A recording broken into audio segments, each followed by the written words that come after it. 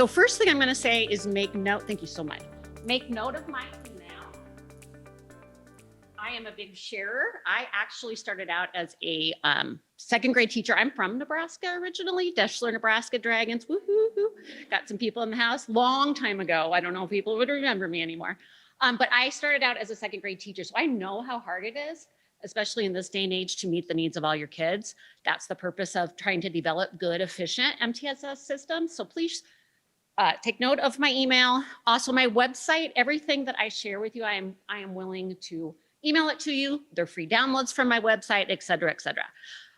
My joke is I have about 10 years left in me. Please, please, please work me out of a job. That's what I tell people. So they're like, can we steal that? You can steal anything you want, right? I am here to help. So I kind of give you a rundown of my career. So I started as a second grade teacher, right? And I was my idol was my grandma, and her name was Gertrude Dubasik. She was a German Bohemian Lutheran. You can't make up that name, and she did not put up with anything, right? So my behavior management philosophy when I started was pretty much Gertrude Dubasik. So you're gonna behave in my classroom or you're gonna be out, right? So I've really come full circle in realizing that for a lot of kids, it's really about skill deficits that I need to teach and strengthen. And it's not something that I can punish out of them, and it's not really something I can reward out of them if they don't have the skills. So my focus is very much on let's try to identify and then teach and strengthen weaker missing skills, but I want to do that throughout all tiers of support. And I find a lot of times we wait too long, and I'm like, we could have gotten that kid at tier 1. The other thing I find, so I actually moved to Houston. I decided I needed more diversity in my life, right? And my class there was very, very different than what I had experienced before. So I had to become good at behavior just for survival, right? I was going to quit teaching that year because it was really, really hard. But when I came across some good behavior supports and started seeing some success, I just fell in love with it. I eventually became a special education teacher, moved back to Omaha, taught in Millard for a while. And then I moved down to Kansas City to get my doctorate in autism and emotional behavioral disorders at the University of Kansas. And from there, I went to be an autism behavior consultant at Lee Summit School District for 9 years, where I supported kiddos pre-K-12. So I've seen pretty much everything, right? Very rarely do I see a kiddo that I'm like, yeah, I kind of know what to do. I need to train you. When I decided to leave Lee Summit and become a consultant, they freaked out. They were like, we're about ready to start our MTSS, and you're the one that knows behavior. So I said, well, you can hire me back as a consultant, which was super fun, right? And what was happening at that time in that district, and I'm finding it's happening in a lot of places, is that they're looking for the magic bullet, right? So we have all of these different programs.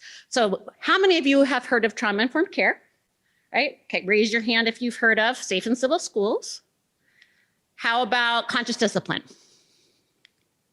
How about Leader in Me? BIST?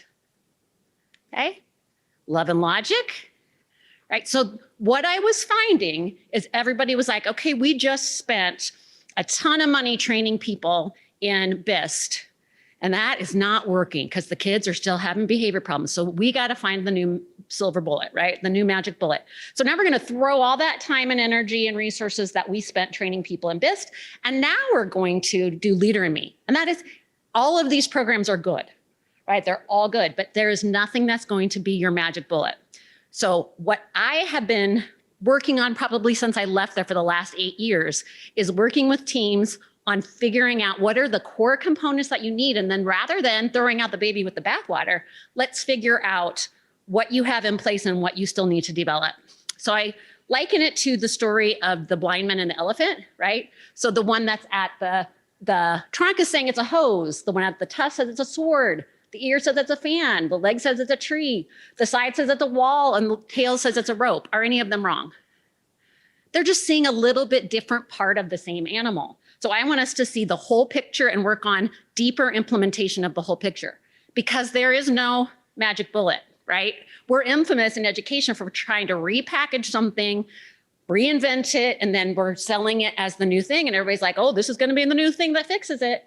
It doesn't exist, right? So we have to use those limited resources wisely. So if you've already invested in something, stick with it, figure out where those gaps are, and then be willing to do that deeper work, right? And the other thing I say is when people are talking about evidence-based practices, just going to toot my own horn a little bit. I have a book coming out with 23 other authors, hopefully in February, that talks a little bit more in depth in evidence-based practices, because sometimes nothing's been researched.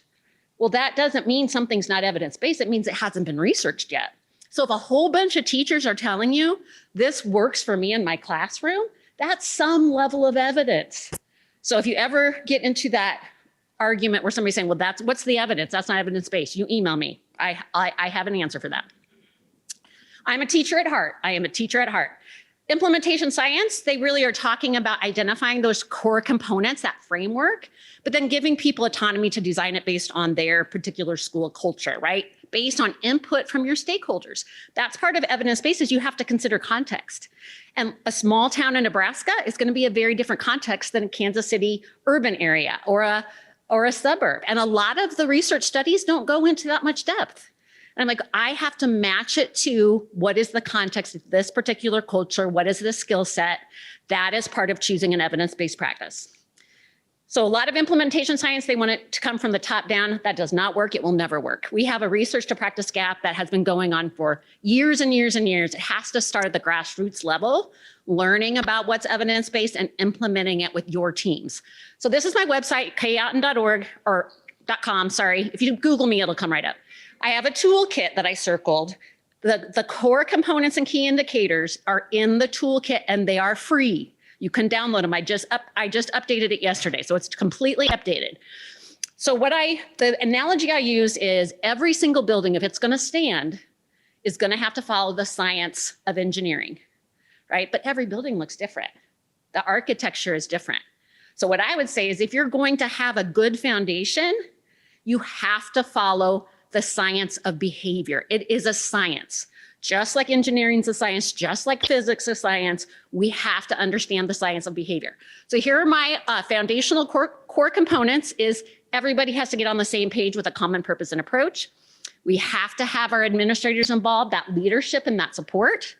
And then we're going to focus a lot today on antecedents and consequences, but I'm going to kind of choose the ones we're very limited on time. And sometimes I do this workshop in like 3 days. So you guys are getting like, but I heard you're gifted and you're just going to get it like that. So I said, I only need a couple hours for these people, right? So antecedents common purpose and approach, administrative leadership, ongoing monitoring and evaluating based on data. And I know we're probably sick to death of hearing about data, but if you don't have data, kids that have behavior challenges, it's like a muscle, right? That behavior muscle has gotten very strong, right? So we have to teach them the new way and strengthen that up, and this has to become weaker. It takes time, and it's frustrating, and it's overwhelming. So when I walk in and they say, I tried it, didn't work, tried it, didn't work, tried it, didn't work, I'm like, where's your data? So we can see a trend line. I support a couple of kiddos, and when the teacher started doing that, and I started checking it every day and showing her the trend line, she's like, oh my gosh, it is working. So we have to take data.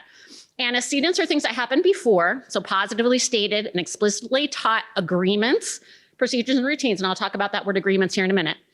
Consequences, things that happen after, when they're doing what we want them to do, we have to recognize it. 4 to 1, 4 more times, you've heard that a million times. We have to recognize it, we have to reinforce it. And then when they're having a challenging behavior, we're going to have a consistent instructional response. So on the good side of things, we want it to be the slot machine. They never know when it's going to happen. And on the challenging side of things, we want to respond consistently every single time. So I highly recommend this book called Quick Wins. I love everything that this author writes, and it's very teacher friendly. What we're trying to do, we have a lot of things going on in our day. So what do you focus on first?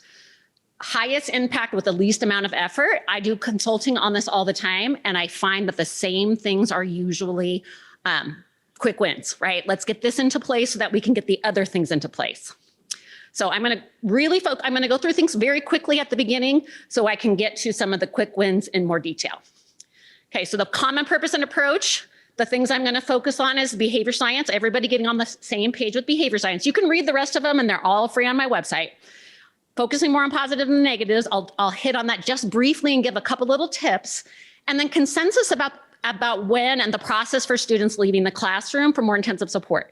So everybody in the school needs to have kind of the same rule about that, right? Because if you're taking ODR data or you're taking out of the classroom data and one teacher holds onto that kid for a really long time, or these kids for a really long time and lets them get contagious and it's kind of out of control and then asks for help, and the other one is a Gertrude Vashik and says, you don't have a pencil, go to the office, the data is going to be meaningless. So we have to have that consensus if we're going to have meaningful data. I'm not going to read these. There's obviously administrative leadership has to be there. You guys can do that at tier 1. No quick wins here. It either is or it isn't, right?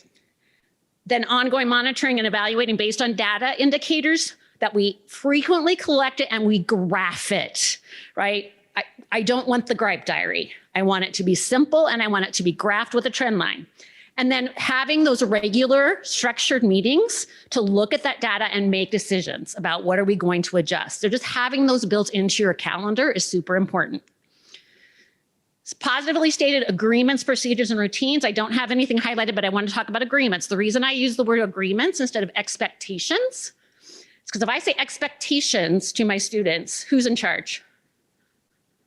I'm expecting you to do this. You please me. Rather than this is how we're agreeing to behave in our educational community. I started this with an elementary school district where their expectations is that people would speak kindly to each other. And then I had a couple of yellers, right? Teacher yellers.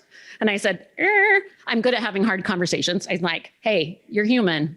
Is that speaking kindly? And they're like, oh, yeah, we have to hold everybody accountable, and we have to model it, right? So making sure that everybody's on the same page.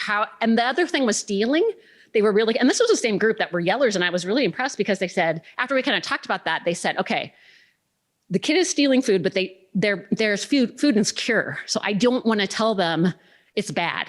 And I said, then we say, in this place and with these people, I'm not going to steal food because I'm going to get my needs met, right? So agreements in this context.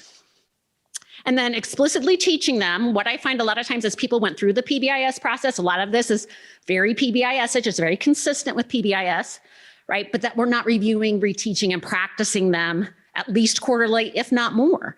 So I always liken it, the analogy I give is a football game. Nebraska football, right? We're getting better. Bill Bush is my friend, by the way. I'm so proud. So we have to practice and get those fundamentals down. And once we get those fundamentals down, we don't stop having practice. Right? We don't say, oh, we're good. We'll just wait till the end game, till the bowl game, because we're good. No, we have to keep those fundamentals sharp all the time. We have to be practicing them all the time. We're going to include overall tier 1 lessons. If we know basic functions of behavior, and we do, right? Why don't we teach those to all people? Right? Why do we have to wait until there's a big, huge problem and then we do this whole long, expensive process called functional behavioral assessment? I can tell you what the function is. It's a combination of attention, escape, sensory, access to tangibles. So why don't we teach replacement behavior at tier 1? And then holding weekly class meetings where you're getting the input of your stakeholders, your students. How's it going? What do we need to change? What ideas do you have? Does it all have to come from top down? I'm not going to go through these because they don't have any quick wins, but I want you to realize that the way you organize your room, the way you plan your schedule, visual supports, all of those things, differentiated instruction, active engagement. I saw some good sessions on that earlier. They are all preventative measures, right? Because the most common function in schools, what do you think it is? There's 2. Escape from unengaging, aversive environments and learning tasks. And usually a combination of, I'm going to goof around and I want attention, right? I want to hang out with my peers. So we have to think about those things. So all of these things are included in my tier 1. They are not necessary. They are important, but first we need to get that instructional control and that data system so we can start looking at those things. So I didn't include them in my low-hanging fruit or my quick wins. Interdependent and independent group-oriented contingencies. I'll get into this way more in detail. I cannot believe the number of teachers that still don't use it. They're like, the reinforcement thing, I get it. I don't believe in rewarding kids for what they already should be doing. You guys all get a paycheck. It's how the world works. So I'm going to get into how we might structure that so that we teach academics through it. So it becomes something that has a dual purpose, behavior and academic focus. And then we talked about the instructional environment. If they leave the instructional environment, we have to have a teaching piece when they come back. So it can't just be go away, come back, go away, come back. That's just a break, right, for everybody. We have to have some kind of teaching and processing piece. And then I wish suspension would be a thing of the past. Suspension makes no sense whatsoever, right? So we're going to get into that. So probably the first thing I'll say, if you ask me to consult, I'll say, do you have a good alternative to suspension? Well, we have in-school suspension. Do the kids like it? They're like, yeah, they sleep and they play with their friends and they get help with it. I'm like, that's not an effective alternative, right? That makes it worse. So we're going to talk about that with the behavior science piece. So this is free on my website. Here's where I've seen people use it really successfully.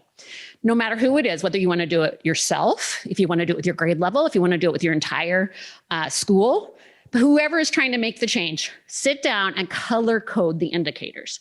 Green means I got this. This is solid. Yellow means it's kind of there, but I need to tweak it some. Red means we don't have this at all, right? There's a place for you to date it, right? Who filled it out? I put them in a 3-ring binder and recommend people do that. And then every time they do it again, they put it on top so that we can easily see without graphing, we have way more yellow and green, right? Because we don't have a lot of time. And I'm sorry, graphing takes time. So if you can automatically get it graphed, great. But if you can just see really easily, we are getting better, right? That's a really good quick win right there. All right, so gonna do the low-hanging fruit or quick wins. I kind of talked about them as we skipped through, but here they are on one slide if you want to look at those. The importance of understanding the science, super important, super important. Behavior change is hard. It is really hard. It's fun when you know what you're doing, but it's hard. It requires an understanding of principles and scientific principles and how they affect behavior, consistency of application, teamwork. So think about this. We're trying to build a national championship winning team at our school. So actually, Bill and I have talked about this over the years. I've known him since I was 22. And basically we say, we do the same job in different contexts, right? It's all about teaching. So we're going to teach and we're going to build a championship building team. Everybody has to get on the same page. You can't have a weak link, right? So mom's saying, crying won't help you get those shoelaces tied, Jesse. Right? She's trying to extinguish the crying, getting him to try it himself. Look, it did help Mama. Grandma tied him, right? So we have our grandmas out there who were like, no, don't reinforce that. So we all have to get on the same page with that. Any behavior, who are my audience here? I'm sorry, I should ask. Who's general education teacher? Special education teacher? Administrator? Support person, school psychologist, behavior interventionist. Okay, my behavior interventionist, am I right? Right? You go in and you're trying to put something on extinction and somebody else comes along and says, hey, mister, that's unacceptable. And I was like, we thought it was fine, right? Because it seems like you're doing nothing when you're doing that. So we have to get everybody on the same page. All right. So we're going to do 3-tiered function-based thinking. And a lot of people will tell me a functional behavioral assessment, you have to have parent permission, blah, blah, blah, blah, blah. It's for tier 3. No, it's not. Right? So I just call it function-based thinking. And this is from Terrence Scott and Deb Camps. They're both very prolific researchers in the special education world. Contextually, and this was in 2007. So this was 15 years ago, right? Contextually, research to practice gap, people. We see FBA not as a separate process, but as an integral component of a systemic multi-level model for prevention and intervention. That is, FBA is a tool within a triage model to be used in determining the most logical, probable, and efficient course of action. I'll give you a great example. Tier 1. Anybody know kids that want to go home? Anybody know kids that want to escape? And if you suspend them, what's going to happen? It's going to get worse, right? That is thinking functionally at tier 1. We want to think functionally all the time. I was teaching before 1997 in a behavior program. So 1997 is important because that's when the FBA became mandated and by federal law, IDEA. I was already thinking functionally in my classroom, and I had a classroom of 10 boys, all levels, all kinds of disabilities you can imagine. It was a challenge, right? And we were rocking it. I was thinking functionally. It was figuring out when they wanted attention, when they wanted escape. We were doing great. Now you have to do a functional behavioral assessment where you have to collect data for 3 weeks and you have to come up with one function and you maybe have to do an analysis. I'm like, what? And every time you change it, you have to have an IEP meeting. I'm like, just come set up in my room. It changes. Does your function change during the day? Everybody's behavior has functions, right? So we have to get away from this scary thing and start thinking functionally all the time. So I call it function-based thinking, a great article that came out 12 years ago. Right? But still isn't common knowledge. Function-based thinking, a process for understanding challenging behavior and factors that contribute to its occurrence and maintenance. What does this behavior mean? It's communication. What does the student need? What skills are weak or missing? Helps determine if our traditional responses are appropriate. Sometimes suspension, I don't like suspension at all, but sometimes it might decrease the challenging behavior. Anybody, when they were in school, would you have been horrified if you got suspended? You never do it again, right? So for some kids, it has the intended effect. Some it doesn't. Timeout or the BIST continuum, if you're familiar with BIST, they send them out to a buddy room. I'm like, some kids don't want to be in the classroom. So we got, and when teachers, they think this way, because I'm coming in as a consultant and they're usually mad and they're like, they like that. I'm like, you are thinking functionally. Why do they like it? I said, that is awesome. You will never, ever have a program where it's going to be a recipe. So I reinforce that. And then they're like looking at me and I'm like, I tell you, you should be a behavior interventionist. You got it, right? But what do we do differently? It empowers all of us to respond more efficiently, not wait. Anybody ever have to wait for a behavior specialist and you had to wait weeks and weeks and weeks because they're so busy, right? You don't have to wait. You can think functionally and do something while you're waiting, right? The main purpose is to guide what do we do? How do we respond at all levels? Because the earlier the effective intervention, the more successful the behavioral change agent. You get the behavior momentum going in the right direction. You don't allow that challenging behavior muscle to get stronger and stronger. You say, okay, we're going to strengthen this muscle that's going to meet the same function, right? And we're going to fade that one out. How many people know how to treat a lazy eye? Which eye do you cover, the strong or the weak? The strong, right? Because if you don't cover the strong, the weak one's never going to get stronger. So our traditional 4 functions, everybody eats: escape, attention, tangible, sensory. I would argue there's more than 4, but I'm not going to go down that rabbit hole, right? Because I know my function is different depending, or it might be multiply controlled. But everybody, we got to think about, okay, everybody has these basic 4. I would agree with that to some extent. This is my list that I work from. So I do divide it into protest, escape, and avoid, right? So I don't like this thing and I want it to go away. So if a teacher gives me a task and I say, that's stupid, that's a protest, right? They don't like it. That's still an escape function. To seek, get, or obtain. The problem is that with both of these categories, there's a lot of different things that they could be trying to protest, escape, and avoid, or seek, get, or obtain. Classic example, actually, do you guys watch the Abbott Elementary? Okay, last night was a perfect one where the guy was trying to send the kid to the principal, right? And the principal didn't discipline. She was like playing games with him and stuff and send him back, right? So I escaped the room and I got to hang out with the principal and be really cool. So that had dual functions, right? Escape and attention. I also pull out to communicate in general because I work a lot with low and non-functionally verbal kids. And like I have a kid right now, holy moly, I'm calling them my pandemic babies because they've been in front of a screen half their lives, if not more. And he has no functional communication. He does speak, so it's very odd. But anything, I'm cold, I'm tired, I'm hungry, I don't like that. I want her attention. He grabs, like just grabs. I have to wear camisoles when I go because he can actually tear the shirt off your body. So okay. So the analogy I use is, how do babies get their needs met? How do babies get their needs met? They cry, right? Once you have control of your limbs, he's crying with limbs, right? Because he doesn't have functional speech. So I consider that a completely different function because I'm going to approach that completely differently when I look at how I'm going to intervene, right? But so often you can tell in his face, like he learned something new. And the phrase he says, he doesn't say anything else. He says, "You don't say." I'm like, where did that come from? So he heard that somewhere, but when he learns something new, you don't say. And then lack of understanding, the clip I typically show, but I don't have time, is the Elf movie where he's in the mall and he's just looking over the top of the toilet and he's spraying the perfume in his mouth. I don't think he has a function. Besides, I don't get it. I don't understand. It's the unhindered curriculum. Jen from the Autism ASD Network was giving the example of there was a girl on the spectrum and she had watched people go into the bathroom and look under the stalls.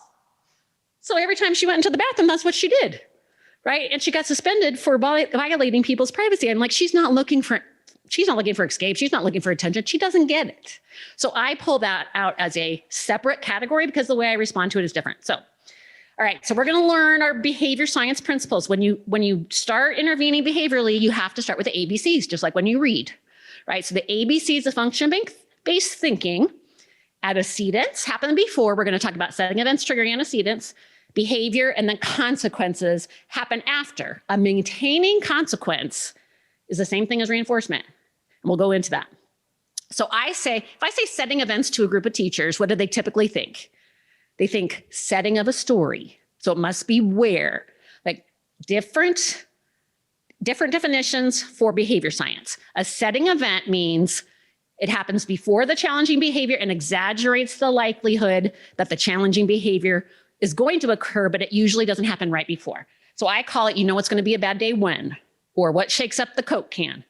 And teachers, really good teachers that know their kids, they know these things. Because I hear them in the teacher's lounge, they say things like, Johnny was with mom rather than dad over the weekend. Mom's not very structured. This is going to be a rough day, right? Or Sally really is scared of storms and we're going to get a big storm today. So let's give her a little bit more support, right? That is a setting event. We all have them.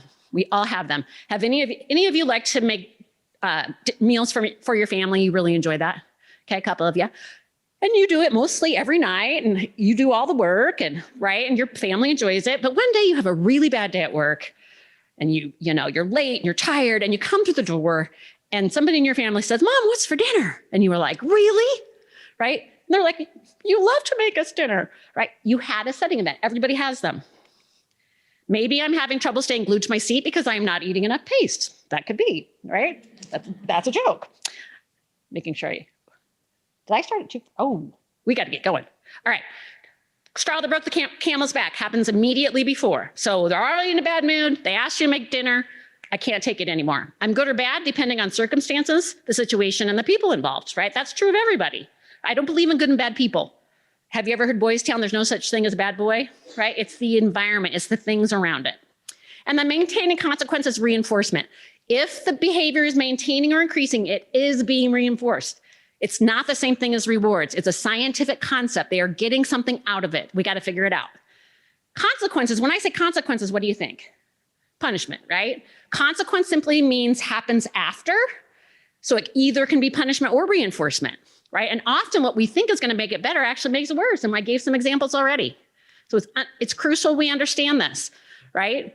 Your punishment must be more severe. That's about revenge. That's not about effectiveness. So there's no such thing as a universal reinforcer. Everybody's reinforced by different things and everybody's punished by different things. And we got to figure that out. So I'm going to show you 2 funny examples because that will stick in your head. So if I say reinforcement, a lot of you will think something like a sticker, a piece of candy, or token, something like that. So this would be a classic example. If I say reinforcement, a lot of people think that, right? All people love chocolate, right? That's going to reinforce their behavior. I hate chocolate. I detest it, right? Do you remember that about me? Yeah? No? Detest it, right? So I know that explains a lot. It's a little weird. But if I'm offered a piece of chocolate, I'm going the other way, right? It was very distressful for my parents to know that I did not like Halloween candy. I'm like, why would you care if your kid doesn't like candy? But they did. So no such thing as a universal reinforcer. No such thing as a universal punisher. These are the only 2 videos I'm showing, but they really stick in your head. And if I can use humor when I'm in the situation, I'm like, okay, think about the chocolate. For punishment, let's think about this one. So obviously, punishment was not going to have the desired effect. So got to have some humor. But what I find is I can go back to those examples when we're in the moment and say, let's think about which direction it's going. So this is, we're spending a little time. I'm not going to get to my tier 2 stuff. That's okay. We'll get through the tier 1 stuff. So we have to understand the science of reinforcement and the science of punishment. So I want you to somewhere write, if you can, good and bad and cross it out. And then I want you to write add and subtract. I want you to circle it. Because positive and negative does not mean good and bad. It means added or subtract. So positive reinforcement, something is added after. If you like chocolate, positive reinforcement, right? And it makes it more likely that behavior is going to happen again. Negative reinforcement is something was taken away I don't like. And I'm like, whoo, I'm going to do that again because I didn't like that writing assignment and I threw a fit and my teacher said, not worth it and took it away.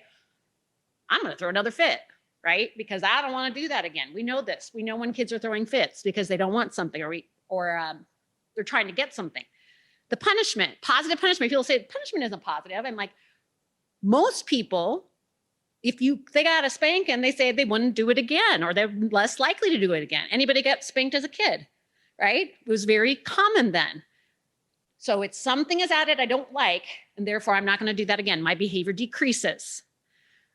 Negative punishment, something is taken away that I like, and my behavior decreases. So I snuck out at night and my mom and dad ground me. I don't get to be with my friends. They took the keys to my car away. That is negative punishment. Thumbs up if this makes sense. Hugely important before we go on. The other thing we have to understand is that we're kind of hardwired to think in a putative way, probably because that was modeled for us. So we can flip negative punishment as positive reinforcement, and it builds the relationship instead of take it down. So a common example, and I know we don't take recess away anymore. This is a good classic example. You don't finish your work, you got to stay in for recess, right? You lose that thing you like, if you like recess. Some kids don't, right? I can flip it and say, hey, if you stay on task and finish your work, how can I help you? Can we make this fun? Because I know your friend's waiting for you at recess and you're going to be able to go out on time, right? Much more positive. So we can flip it. We can get into the habit of that. We also have to realize that we have to teach and strengthen those missing skills, right? And they're not going to learn just by, if I have a broken leg, I'm not going to run a marathon no matter how much money you offer me or how much you say you're going to follow me with a stick and hit me, right? I don't have a skill. So reinforcement and punishment aren't going to work. We have to teach. What are the missing skills? Why is it important for them to learn? Not just so they don't get in trouble, right? And then we have to practice, just like the football analogy. We're going to teach and drill before the game, but Bill Bush doesn't go sit at home and watch it on TV, right? He coaches during the game. So practice at practice and then coach during the game. Teaching skills at tier 1 that meet function, right? How do you get attention? How do you take a break? We all take breaks, but we don't teach kids how to do it appropriately. How to make undesirable tasks more fun. Right? I do all kinds of pairing when I don't want to do something. If I'm writing a lot, and I write a lot, I'm probably about 4 o'clock in the afternoon going to pour myself a glass of wine to keep going a little bit longer, right? So there's different tricks you can do. Accepting no, appropriate language in the school environment, contextual. I had a kindergartner, he came to school, they called me right away because he was using all kinds of words, the F word and the B word. And if you don't know what those are, I'll tell you later, right? He had no idea. I was like, these are words at school that are probably going to make teachers mad. But he used them at home all the time. I said, yeah, I use them sometimes too. And he goes, you do? I was like, not at work, typically, right? Not in public, at work. So think about, what does respect look like in the school environment? Everything can be taught, and it can be taught without a specific curriculum, right? It can be broken down into steps. You can practice examples and non-examples, all those things. Having those class meetings, we already talked about that, involving your stakeholders, giving you some ideas of how you can make this engaging and not just talk to them, but how can you engage them in activities and practice in a lot of different ways that are fun. And then positive recognition systems, huge. Slot machine analogy is huge. Write that down, circle it. We want it to be unpredictable. The behavior science calls that a variable ratio schedule of reinforcement. And what is proven is that's how we get the strongest and steadiest responding. So if you sit down on that slot machine and you pull the handle and it starts paying you off a lot, you're like, I'm gonna keep pulling this handle. And then it misses a couple times. You don't walk away right away. You're like, oh, now I got it. So we want it to be unpredictable, right? And so we're going to talk about both catch them being good systems and also things that are a little bit more strong and long, right? This isn't a big roadblock that we have to get over. Have you ever heard or said either of these sentences? I don't believe in rewarding students for what they should automatically be doing. Raise your hand if you've ever said it or heard it. I don't believe you. Everybody's hand needs to go up in this room, right? I don't believe in bribing students. How many people have said it or heard it, right? So first one, I don't believe in rewarding students for what they should automatically be doing. Rewards and reinforcement are not the same thing. They're used interchangeably. They are not the same thing. Reinforcement is a behavior science concept. It happens. If they do it and they get a whole bunch of attention, they just got reinforcement. If they do it and they get suspended and they go home and they get to play video games, they just got reinforcement. So we have to separate those two terms out. By saying you don't believe in it, it's like, that's just like saying you don't believe in gravity, right? It's behavior science. I don't believe in bribing students. Here's what happens. I don't believe in bribing students either. So the first definition is an inducement for an illegal or unethical act. Well, we shouldn't be doing that. So I'll throw that one out. or the giving of a reward to stop a behavior. What happens is we aren't proactive. We don't have these tier 1 things in place, right? We're trying to have a more reactive mode. And suddenly this kid is acting up in our classroom, right? And we try to fire them. The teachers say to me all the time, they need to learn how to do it because if they do it on a job, they're going to get fired. And I was like, but a boss in an employment setting has a contingency you do not have available to you. They fire them and they never come back. What happens if you try to fire a kid? You're going to go away. They come back, right? They might go away for a little bit, but they come back and you don't have a good relationship, right? So they're kind of ticked off and they're like, oh, you need me to be good for your life to be pleasant. I'll do it. What are you going to give me, right? That's extortion. We do not want to do that. So we have to be proactive and say, if you do these things, I'm going to teach you these things and we're going to have these agreements and we're going to have all kinds of good stuff happen. Rather than waiting, sticking to our guns, they just have to do it. I don't believe in any of this stuff.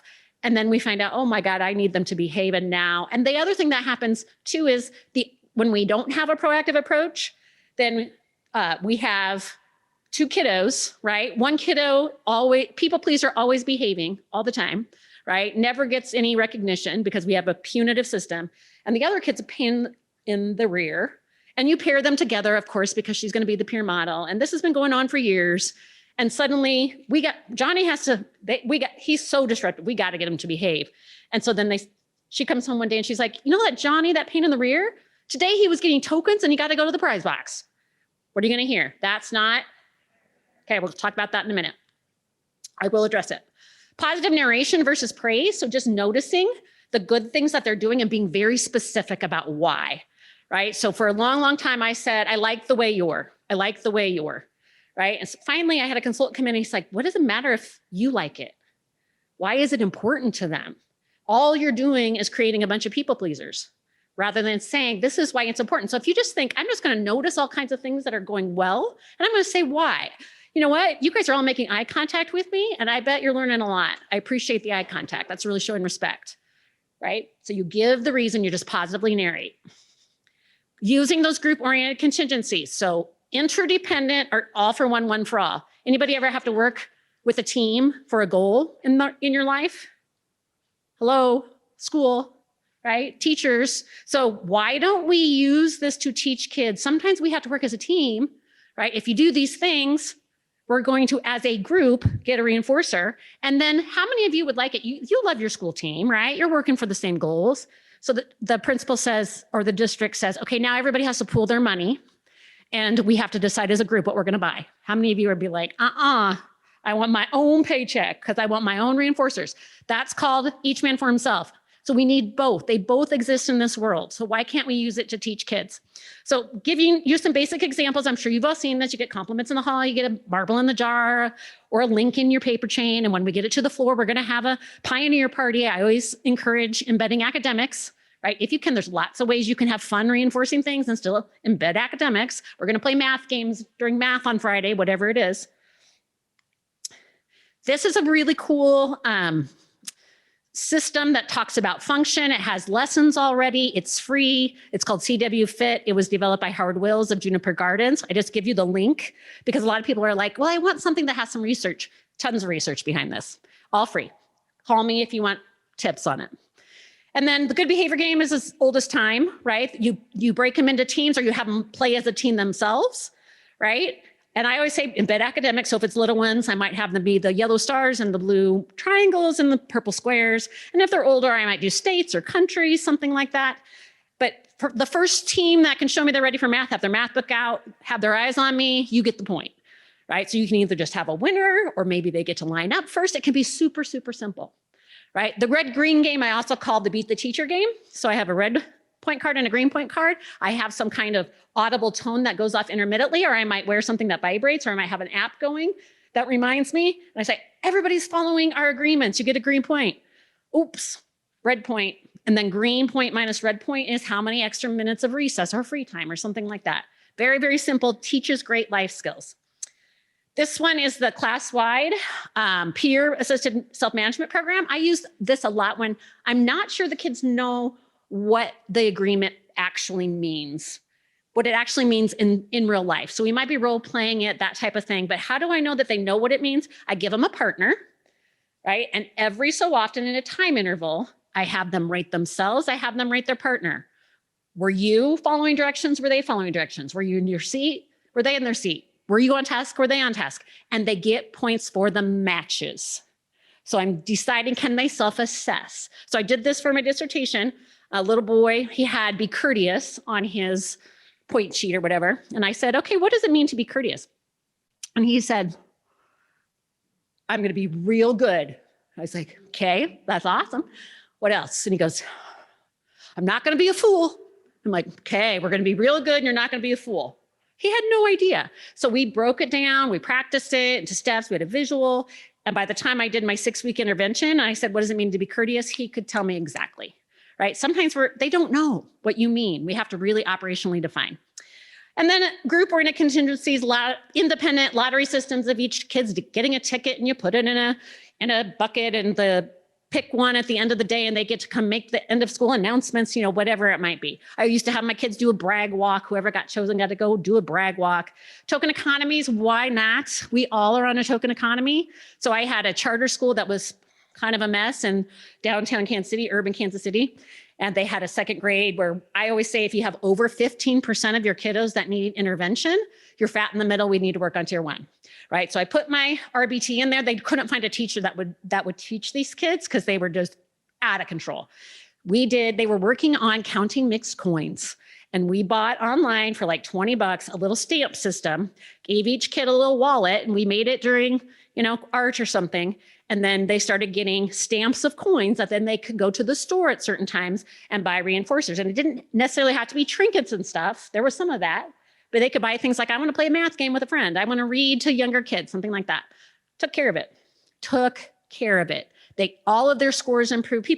They thought we were magical. I said, it's called reinforcement. We're all on it. We all get a paycheck, right? Older kids could keep a checking account. This makes math meaningful to them. So I do not understand why any teacher would say, I don't believe in doing that. It's how the world works. And you can use it to teach math. I don't get it. Right? That's what I see. I see some classrooms using it. I would say I should take data when I go in because it's probably not at 50% yet. And we've been talking about this for a really long time. So tier 1 reinforcement, I already talked about, right? What happens when Susie says it's not fair, that little stinker is getting tokens and they get to go to the treasure box and nobody ever notices when I do things well. If all kids feel like their good choices are being recognized and reinforced, and we teach them lessons, these are on my website, about fair. Fair is not the same thing. Fair is giving everybody what they need. So usually the first couple of days of school, somebody comes in with new glasses or they broke their arm. And I'm like, okay, everybody go home and tell your parents to get your glasses because we all need to have the same thing. And they're like, I don't need glasses. I'm like, oh, that's true. Go out to the playground, go out to recess or go to the gym. You guys, I want you all to run across the gym. We're going to race, but y'all have to finish at the same time. They're like, what? Like, yeah, we have to be the same. They're like, some kids are faster than others. I'm like, oh, that's true. Some kids are faster than others. Leads into strengths and weaknesses lesson. Some people are really good at reading. Some people are really good at making friends. Some people are really good at sports. Some people are really good at behaving appropriately. Some people struggle with it. So I'm going to treat you all different because you're all different. Right? I also do an activity where I give them an ailment. One has a sunburn, one has a mosquito bite, one has a broken arm, one has cancer. And I give them all a Band-Aid. And they're like, Band-Aid's not going to help my broken arm. I'm like, that is true. We need to match, right? In 30 some years of doing this, never have I ever taught those lessons, had a positive approach to tier 1, have I had kids that didn't get it, ever. So fair is not equal, right? Fair is not giving everybody the same thing. Fair is giving everybody what they need. So I have some examples there. Okay, I might get to summit tier 2. I'm rocking it now. Okay. Guiding principles when we're thinking functionally, right? So we have all the positive stuff, and I wish that positive stuff took care of everything. It doesn't, right? So when there's challenging behavior, and it's still going to happen, it's going to be a lot less, but it's still going to happen. We're going to respond in a way that teaches missing skills. So we're going to, I always say go neutral, right? Because you have to give it some attention, but you don't want to make it Oh, Johnny, I'm so worried. He never gets attention. And then he acts, I'm so worried about you. Oh my gosh. What is going? I'm like, not right after the problem behavior. We want to do that, but we want to front load it. Right. And I love conscious discipline. Anybody familiar with conscious discipline and love rituals? Love them. They're awesome. What I see all the time is they don't get them until they're having a problem. And then you pour it on. We got to have that little bit of space between because we're reinforcing that challenging behavior. They're never in trouble. The message should be, I care too much about you to not teach you the skills you need to be successful and meet your goals. And this is hard for teachers. I had one teacher said, but what if they are in trouble? I said, they're never in trouble. She's like, but what if they really are? And I was like, they're never in trouble. We just want to teach them the skills. Now they might miss out on reinforcing things, right? Because we have to practice, but they're not in trouble. Make sure they have all the information before they make their choice. So if you're going to say, if you make this choice, this is going to be the consequence, you got to put that out there ahead of time because that's how it works in our world, right? So I have a little tiny problem with speeding. It's gotten a lot better. And the reason it developed was because I was trying to be everything to everyone. And when I first got my job as a behavior consultant, if you're a behavior consultant, please, you can't do everything. So, but I was gonna, right? So I was running all over trying to put out fires and I got 4 speeding tickets in 2 weeks and I had to hire a lawyer to get points back on my ticket or I was gonna lose my job, right? So I have a little bit of a speeding issue. It's gotten better. However, I split my time between Kansas City and Nebraska, Lincoln, Nebraska. So sometimes when I really need to get there, I put my cruise control for 4 over the limit, right? Why do I do 4, not 5, 6, or 7, right? 4, you're fine, 9, you're mine, right? This fine isn't as much, and I'm willing to take that fine in order to get to my destination. Anybody else do this? Just me, yeah? But if I got pulled over and the officer said, I'm gonna take you downtown, right, and book you, what would I say? That's not fair. And he'd say, you know speeding's wrong.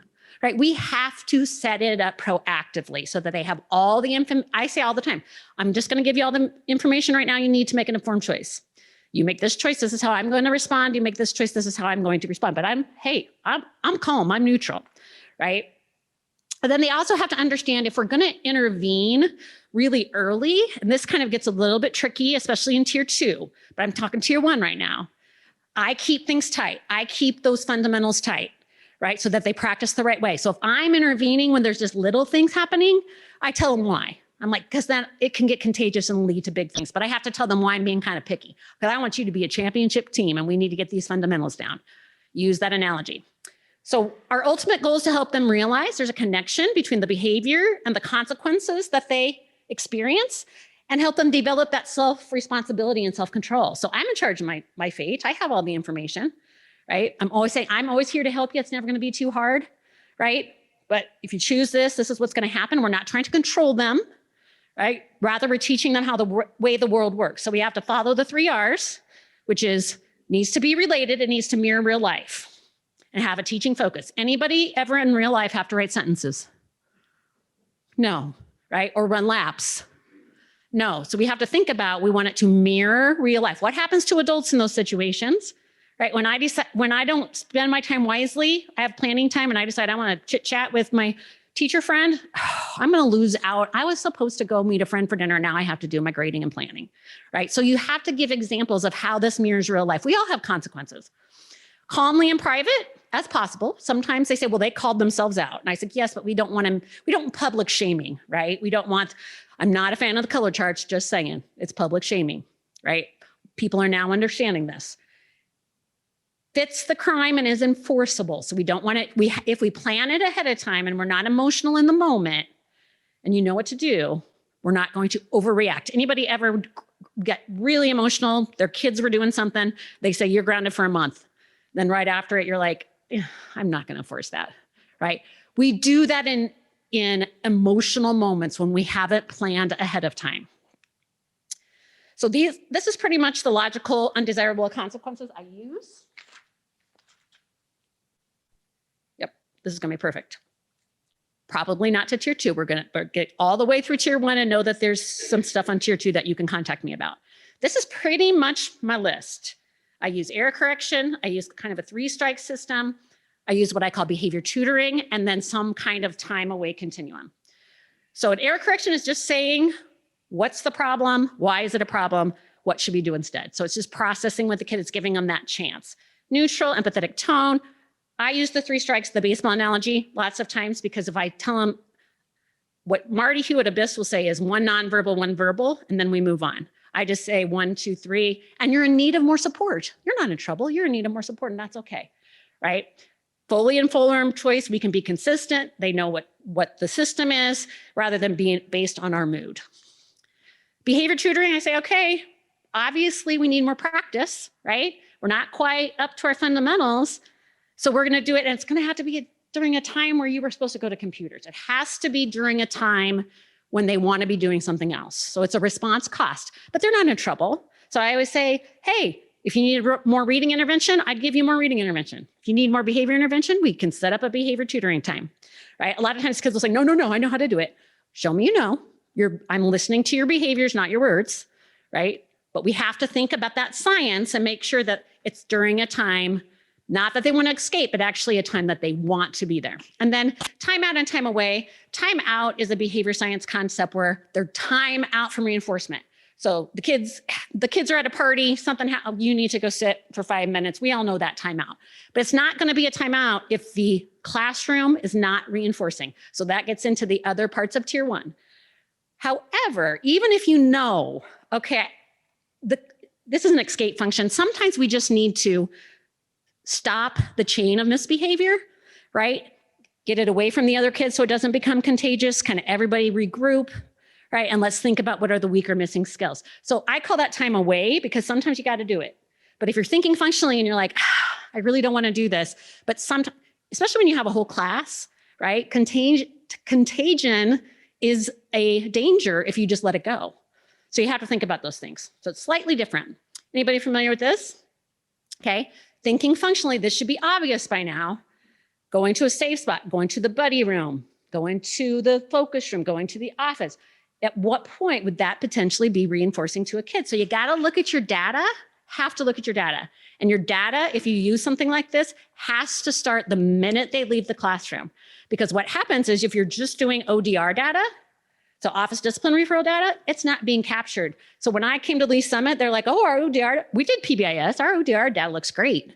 And I started going out and observing, and I'm like, because you have all these kids swimming around in buddy rooms and focus rooms, and they're not in instruction, that's not okay, right? I went round and round and round with a data company because it was very expensive, and they, of course, it was gonna magically graph everything.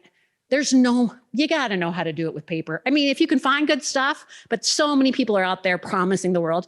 Well, when we finally purchased it, I was like, we don't have out of classroom data here. That was a big thing.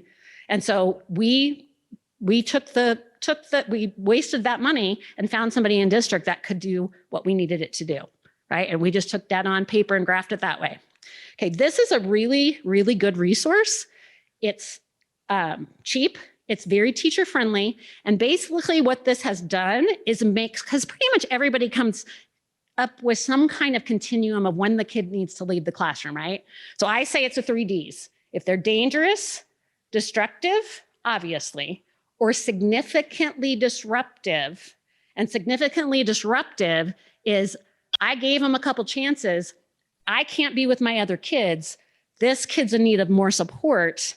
Right? How do I get that? So this is called quick responses. They have 2 different things. They call one the quick response team and the other the quick room. And it's very similar to like a BIS continuum, but it's based in behavior science. So that's when I say you have to understand the behavior science, right? When you have somebody responding. So I actually came up with this exact same system at my charter school that I was supporting. The problem is I didn't teach the response team behavior science. And so basically a response team are individuals who do not have their own classrooms. And we all have these people, right? So it might be office workers, it might be nurse, it might be custodian, should be probably administrator. You might have a behavior interventionist in the building.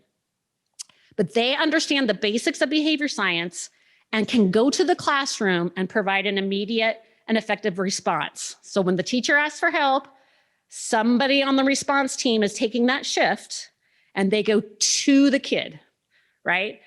You need a place to take the kid where you're going to be supervised with minimal stimulation. So the book calls this avoid the ditch to Disneyland, right? So that's the classroom up to the office where all the excitement is, right? And I sit there and talk to the office ladies, right? And I'm hearing the phone calls, right? So it's reinforcing. So we need something where that stimulation is minimal and can be private. So whatever that might be, even if it's like part of the classroom, maybe they have like a cool down area or something like that, but something fairly private.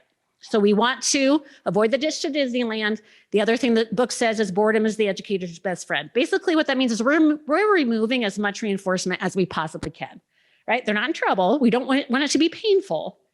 We want it to be boring. Anybody ever, I can't remember her name now, but she had the boring room. Oh, can't remember. Anyway, that's the concept. We want reinforcement to be removed. That's the behavior science part. So they call it the quick response. I'm not going to read all this to you because we're running out of time, but you question, unconditional positive regard, right? So you're not being judgmental. You're trying to figure out, they're not in trouble, right? You're trying to figure out what's going on, right? Intermittent reinforcement. So we don't want to reinforce that avoid escape behavior. We want them to get back as soon as they possibly can, not sit in the office for hours and hours and hours, right? And then counseling, because a lot of times people lecture and they're, what's going on? That's fine, front load it. This is not a time to counsel. This is a quick, what happened? What do we need to do differently? How can we get you back in as quickly as possible? And then being constructive. So asking them questions about what happened, empathy statements. Looks like you're having a hard time. What happened? Who did it hurt or bother? So you're doing that processing. What could you do differently next time? Let's practice that really quick. What can people do to help try to get you to do that next time? How can we support you? Right? So it's just a little processing quickly, keep it brief, right? Immediate problem solving. You know that our attention is powerful, so we want to keep it minimal. The other thing I like that they do is they have a data system where they have codes and times that then you could put this on a Google sheet or a Google form and it can easily graph it. And then you can start seeing patterns. And what do patterns do? Patterns lead us to what is the weak or missing skill that we need to work on. Front load that, even if you need to do it at tier 1, because a lot of kids could probably benefit from it, right? But we're looking at those data patterns. And then alternatives to suspension. These are some really affordable, teacher-friendly resources about what we can do as alternatives to suspension, right? So we have to think about removal from the classroom to work in an environment with reduced privileges and attention. So think about that boring room, right? Having constant supervision and access to curriculum. That's why it's a better alternative, because when a kid gets suspended, right? They're going home, they're playing video games, they lose a lot of learning. It eliminates the probability that they will be unsupervised. It scares me to death when problematic kids are suspended and they go home and they're not supervised, especially when we have the access to firearms that we do, right? And that's not a political statement, right? I believe, I don't know what year it was, but in Millard, there was a kiddo that got suspended. He was a transfer in, right? Got suspended. His dad was a police officer. He went home, he came back, and he shot the principal that suspended him. It is a real danger, right? So we want them to be supervised. It can be a valuable learning experience. We can work on those weaker missing skills. It mirrors real life, right?